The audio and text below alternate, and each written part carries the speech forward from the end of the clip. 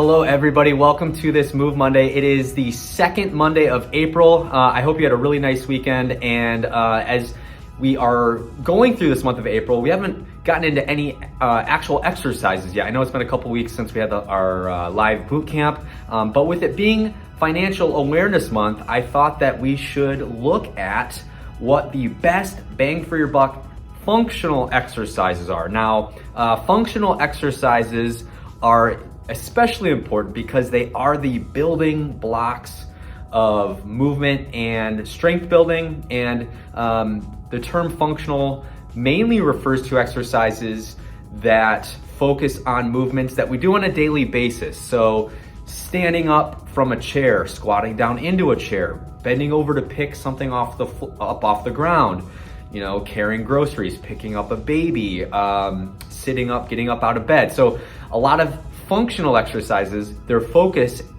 is to keep us healthy and reduce injury and improve quality of life for a longer period of our life. So it gives us the ability to continue to do the daily tasks that we need to do to stay independent and healthy. So today we're going to be focusing on top 5 best bang for your buck functional exercises.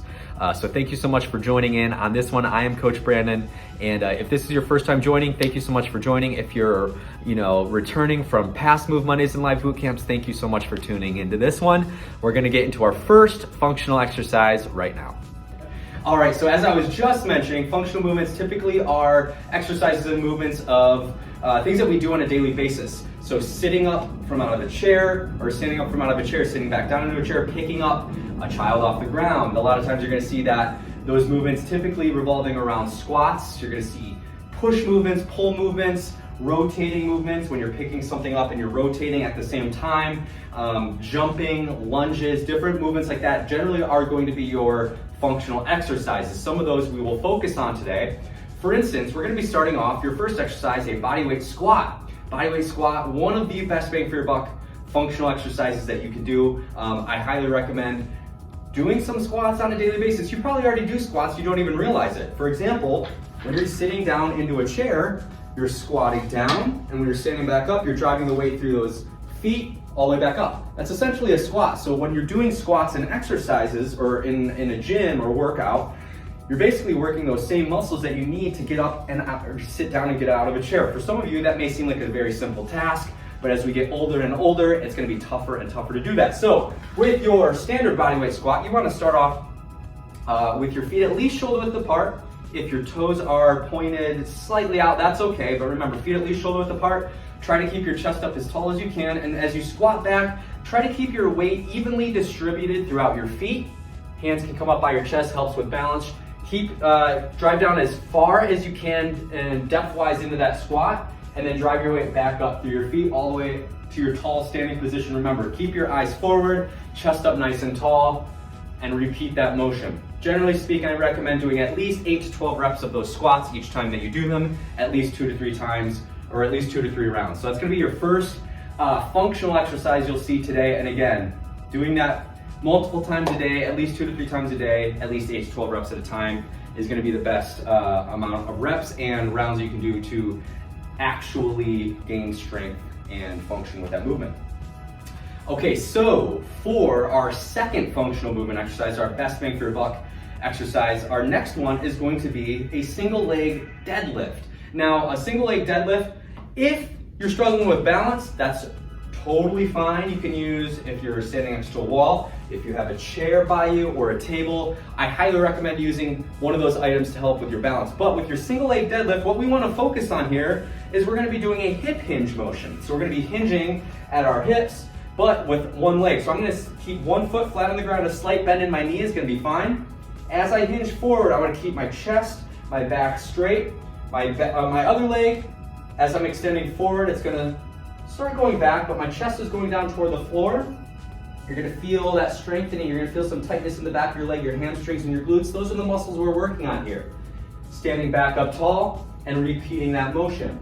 If you feel like you have great balance, you don't have to hold on to a chair or table, but for those of you that have maybe never done a single leg deadlift before, I definitely recommend holding on to something for balance. Once you feel like you're set, then by all means, try to do that without holding on to anything. But again, I would recommend starting off at least 6 reps on each side for at least 2 to 3 rounds. But remember, keeping that chest and back straight, I'm hinging forward at my hips, all the way back up. You're gonna feel the strengthening in the back of that leg, the hamstrings and glutes, standing back up tall at the top. 6 reps on one side, then alternate to the other side, same thing. A lot of time we see that movement as we're going down to pick something up off the floor. You're essentially doing a single leg deadlift. So that's our second exercise of our functional exercises today. Okay, everybody, so our third exercise for our best bang for your buck functional exercises are straight leg sit-ups. So straight leg sit-ups, we're essentially strengthening our hip flexors, so our muscles that allow us to move at our hips, as well as our abdominal muscles. So a lot of abdominal strength building here. So we do this a lot when we're getting up out of bed, sitting up out of bed, getting up off the floor, we're working those muscles. So that's a functional exercise that we need to do to be able to continue to do those movements.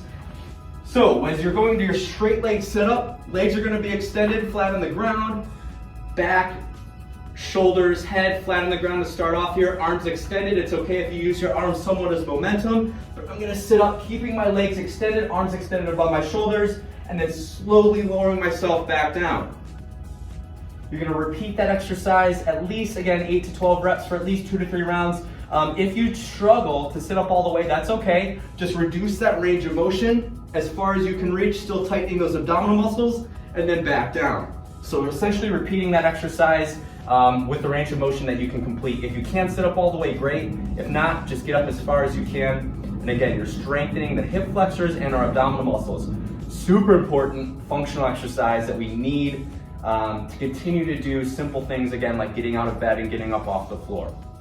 Okay, so we are almost through our 5 functional exercises. This is best bang for your buck functional exercise number 4, which are going to be planks. Now with a plank, you know, essentially what we're strengthening, we're strengthening a lot of different areas of our body. We're strengthening our shoulders, we're strengthening our abdominal muscles, our core muscles, all those muscles around our stomach and our hips. Those are what are working to keep us in that straight line. And again, keeping a lot of, you know, keeping that solid amount of core strength is also extremely important for reducing risks of injury as we get older and older. So being able to maintain a strong core, very important for reducing injury. As you get into your plank position, elbows, forearms on the ground directly below my shoulders here. I'm gonna bring my knees off the ground, my hips off the ground by tightening my abdominal muscles, my glutes, keeping my body as straight as I can. Try to keep, you know, you don't wanna let your hips push up in the air, you don't wanna let them sag too much. Try to keep that body as straight as you can. Hold this as long as you're able to. I would recommend starting off, if you can, at least 20 seconds or more. If you can hold it all the way up to a minute, that would be great. But hold that position as long as you can. If you struggle to start off in that position, that's okay. Bring those knees down to the floor, cross your ankles, and just keep your body still as straight as possible, still keeping your abdominal muscles tight, keeping your hips, your glutes tight, your back tight. Keep that body as straight as you can. Remember, continue to breathe through this, holding at least 20 to 60 seconds, at least 2 to 3 rounds a day. So again, super important exercise for helping to build our core strength.